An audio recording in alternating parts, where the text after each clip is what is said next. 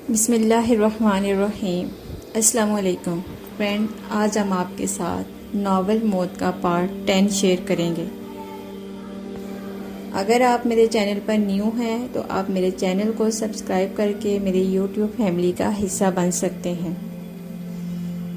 دماغ ٹھیک ہے تمہارا؟ یہاں کس حق سے رہو گے؟ تمہیں ایک رات رہنے دیا، تمہاری ٹریٹمنٹ کی، اسے غنیمت جانو، اور یہ سب میں نے روشنی کے کہنے پر کیا ہے، ورنہ تم اس لائق نہیں تھے، تمہاری ٹانگیں توڑ کر باہر پھینک دیا جاتا۔ وہ نفرت سے بولا تھا۔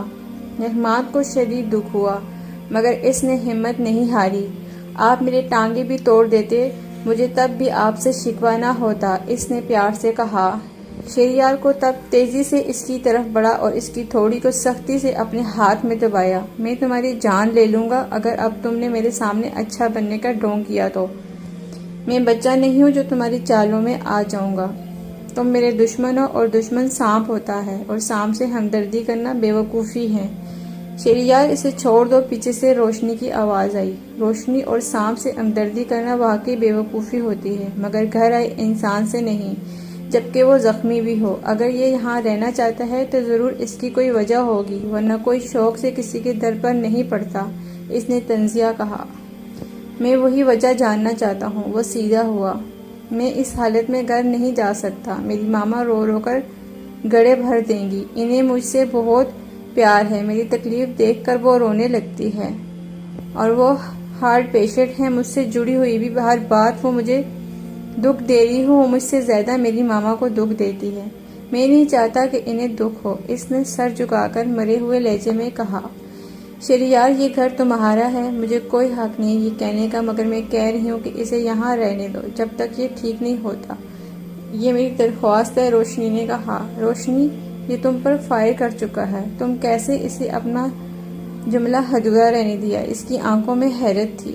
شہریار، میری زندگی میں اس سے بھی زیادہ سنگین حادثات ہو چکے ہیں، یہ حادثہ تو اس کے سامنے کچھ بھی نہیں۔ شہریار نے ایک نظر روشنی کو دیکھا جو سر جھکائے کھڑی تھی۔ روشنی، میں تمہارے فیصلوں کی، تمہاری خواہشوں کی قدر کرتا ہوں، یہ یہاں رہ سکتا ہے، اس نے رحمان کو گورا جو خوشی سے بلش ہو گیا تھا۔ تھینک یو یار، ریئلی تھینک یو، تم بہت گریٹ ہو، رحمان نے خوش دلی سے کہا، اور شہریار کمرے سے باہر نکل گیا۔ روشنی، تم بہت اچھی ہو، بہت زیادہ، تم نے آج مجھے اپنا غلام بنا لیا ہے۔ اور ہاں روشنی، پلیز مجھے اس دن کے لیے معاف کر دو، میں سچ میں شرمندہ ہوں۔ روشنی، کیا تم مجھے معاف کر دو گی؟ وہ افسردہ سا تھا۔ میرے معاف کرنے یا نہ کرنے سے کیا ہوتا ہے، اللہ تمہیں معاف کرے بس، روشنی نے کہا۔ اور ہاں، میں نے جو درخواست تمہارے لیے کی ہے، شہریار کے سامنے اس کا لحاظ رکھنا، پلیز کوئی غلط حرکت مت کرنا۔ روشنی، میں اس بارے میں سوچ بھی نہیں سکتا کہ شہریار کو کوئی نقصان پہنچاؤں۔ روشنی جانے کے لیے مڑی تو پیچھے سے رحمان کی آواز آئی، ایک بات پوچھوں روشنی؟ روشنی نے مڑ کر اسے دیکھا اور اس بات میں سر ہلایا۔ کیا؟ شہریار تمہیں چاہنے لگا ہے؟ روشنی کو شوق لگا، اس نے آنکھیں پھاڑ کے اسے دیکھا۔ میں تمہارا دوست ہوں، مجھ سے مت چھپاؤ، تمہاری طبیعت ٹھیک نہیں ہے رحمان، تم آرام کرو، اور ہاں میرے لیے کبھی بھی کوئی پرسنل سوال مت ہو آئندہ تمہارے پاس۔ وہ چلی گئی اور رحمان اسے دیکھتا رہا۔ 4 دن نہایت سکون سے گزرے تھے، موسم بھی بہت نکھرا نکھرا سا تھا، کوئی ناخوشگوار واقعہ پیش نہیں آیا تھا۔ ان دنوں کے زخم کافی حد تک منمل ہو گئے تھے۔ رحمان چل پھر رہا تھا، آج تو وہ سارے بنگلے میں گھوما تھا، بنگلے کا کونا کونا اس نے ایسے دیکھا تھا جیسے وہ کسی عجائب گھر میں آیا ہو۔ روشنی کے ساتھ بھی اس کی کافی اچھی انڈرسٹینڈنگ ہو گئی تھی، وہ لان میں شام کو بیٹھ کر چائے پیتے اور بہت سی باتیں کرتے تھے۔ البتہ شہریار ابھی تک ان سے کھنچا ہوا تھا، اس کے لہجے، اس کے انداز میں رحمان کے لیے سخت مہری اور نفرت سی تھی، جسے وہ محسوس کر کے بھی مسکرا دیتا تھا۔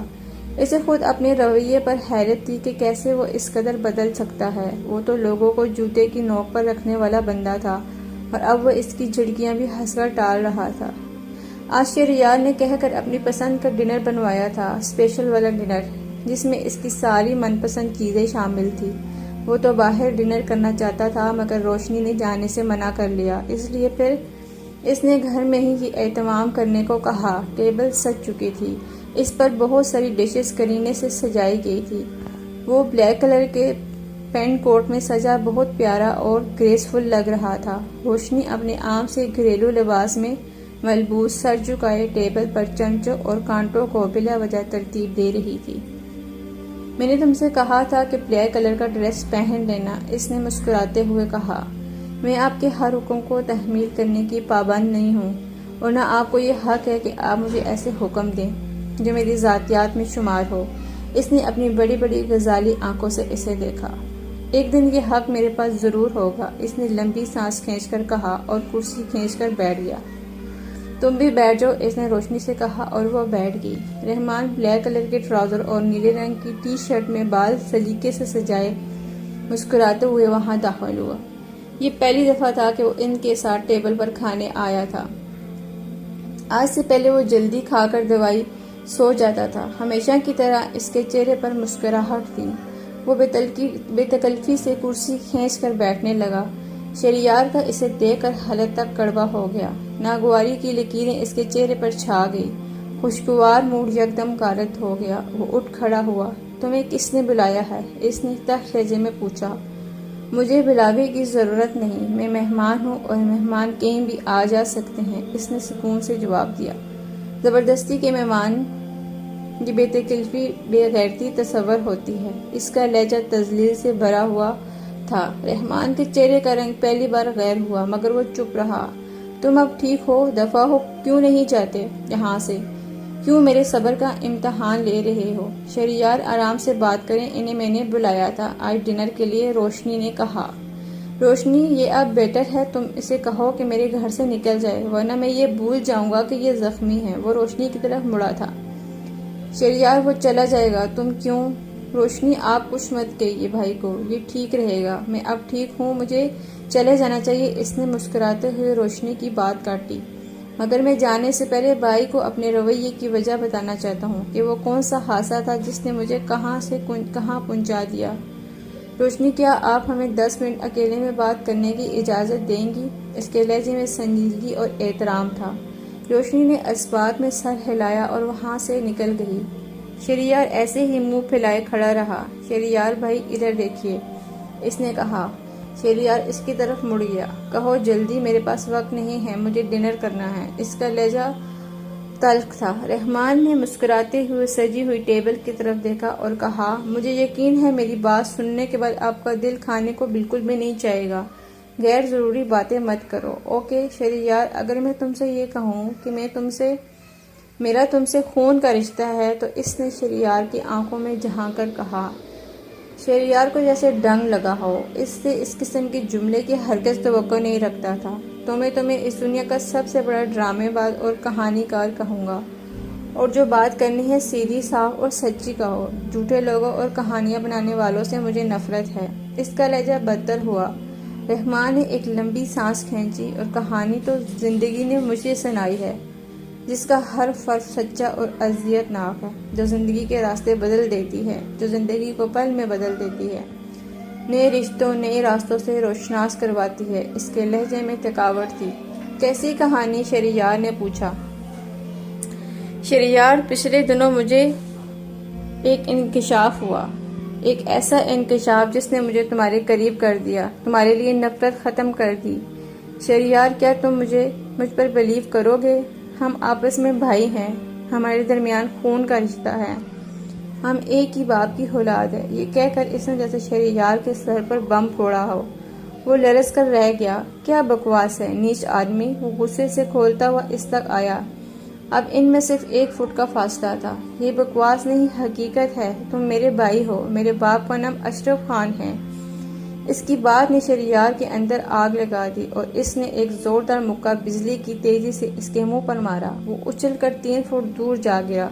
اس کے ہونٹوں سے خون بہنے لگا۔ تم ذلیل انسان، تمہاری ہمت کیسے ہوئی میرے مرے ہوئے باپ پر اتنا گھناؤنا الزام لگانے کی؟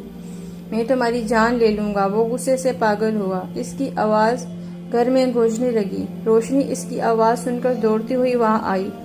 رحمان اس وقت زمین سے اٹھ رہا تھا اور اس نے دوڑ کر رحمان کو سہارا دیا اور ٹیبل کی کرسی پر اسے بٹھایا۔ شہریار، کیوں مارا تم نے اسے؟ روشنی نے چیخ کر پوچھا۔ میں اس کی روح نکال دوں گا۔ یہ کمینہ 2 نمبر کا فراڈیا انسان خود کو میرا بھائی کہتا ہے، میرے پاپا کے خون میں خود کو شامل کرتا ہے۔ میں سوچ نہیں سکتا تھا کہ یہ اتنا اور اس حد تک گر سکتا ہے۔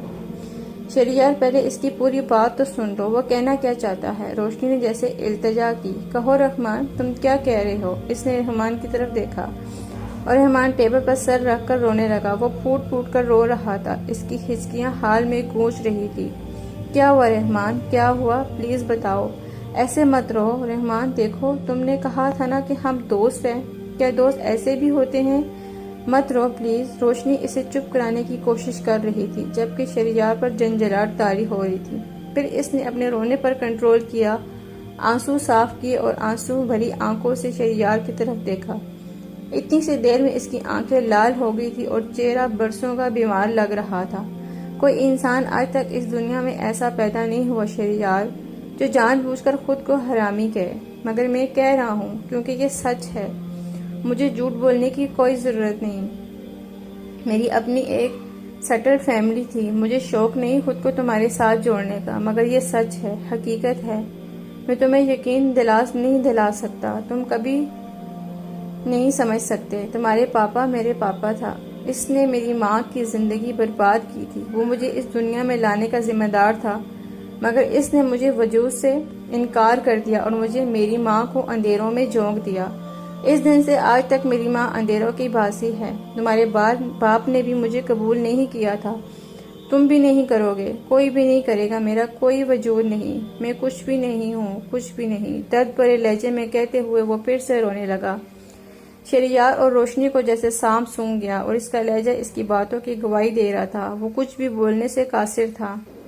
میں یہ ملک چھوڑنے کا فیصلہ کئی دن پہلے کر چکا تھا۔ تم سے اپنے کیے کی معافی مانگنے آیا تھا یہاں، بٹ تمہارے پاس آ کر بہت اچھا لگا۔ ایسا لگا کہ میں صدیوں بعد کسی اپنے سے ملا ہوں۔ حالانکہ تم نے کبھی میری حوصلہ افزائی نہیں کی، مگر پھر بھی دل کیا تمہارے پاس تمہارے ساتھ کچھ وقت گزارنے کو؟ شاید یہ خون کی کشش تھی جس نے مجھے یہاں رہنے پر مجبور کیا۔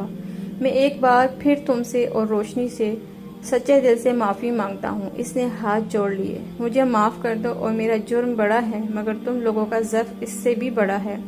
تم معاف کر دینا۔ وہ کہتے ہوئے انہیں دیکھتا الٹے قدموں دروازے کی طرف بڑھا اور پھر بھاگ کر باہر نکل گیا۔ شہریار اور روشنی اپنی جگہ ساکت تھے اور 2 منٹ بعد پھر قدموں کی چاپ ابھری اور وہ آتا ہوا دکھائی دیا۔ اس کے ہاتھ میں نیلے رنگ کی 2 ڈائریاں اور پکچر تھی۔ وہ ان تک آ کر رکا اور ہاتھ میں پکڑی پکچر شہریار کی طرف بڑھائی۔ یہ ایک چھوٹا سا ثبوت ہے میری باتوں کا، شاید تمہیں یقین آ جائے۔ شہریار نے لرزتے ہاتھوں سے تصویر تھامی اور ان پر نگاہ ڈالی اور اس کی نگاہ جیسے ساکت ہو گئی۔ دماغ میں دھماکے ہوئے، آنکھوں پر جیسے یقین ختم ہو گیا ہو۔ تصویر میں اس کے پاپا اشرف خان ایک بیوٹیفل لیڈی کے ساتھ بہت قریب کھڑے تھے اور وہ اس لیڈی کو بہت اچھے سے جانتا تھا۔ یہ آنٹی ماریا تھی جس کے ساتھ اس کے پاپا کی لو سٹوری خاندان میں مشہور تھی۔ وہ انہیں بخوبی جانتا تھا۔ یہ میری ماما ہے، رحمان کہہ رہا تھا، عشق میں اپنا سب کچھ ہار دینے والی میری ماں، اور یہ آدمی تمہارا باپ ہے۔ تم جانتے ہو یہ ایک ڈائری ہے۔ اس نے ڈائری ٹیبل پر رکھ دی۔ اس میں ان کی لو سٹوری ہے۔ امید ہے تم یقین کرنے کے قابل ہو جاؤ گے، بشرطیکہ تم یقین کرنا چاہو تو، وہ کہہ رہا تھا، اور شہریار جیسے بے ہوش ہونے کے قریب تھا۔ اسے سب دھوکہ اور فریب لگ رہا تھا، مگر یہ سچ تھا۔ اسے اس پر یقین کرنا تھا۔ من پسند کھانا کب کا ٹھنڈا ہو چکا تھا، مگر اس کی ہوش کسی کو بھی نہیں تھی۔